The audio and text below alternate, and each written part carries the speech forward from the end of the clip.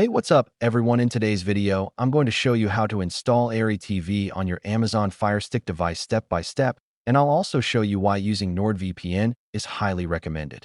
So without wasting any more time, let's get started. All right, so the first thing we need to do is move over to the Find menu on your FireStick and click on the search option. Once you're on the search screen, you'll see the keypad where you can search for any app available on the Amazon App Store.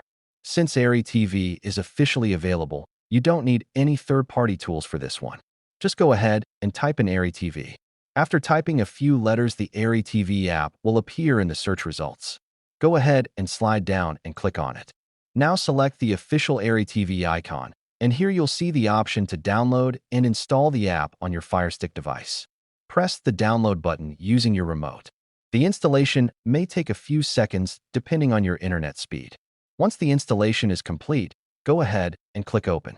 When you launch the app for the first time, Airy TV will load up and bring you directly to its home screen. The best part is that this app does not require sign-in for basic viewing, so you can start exploring live TV channels right away.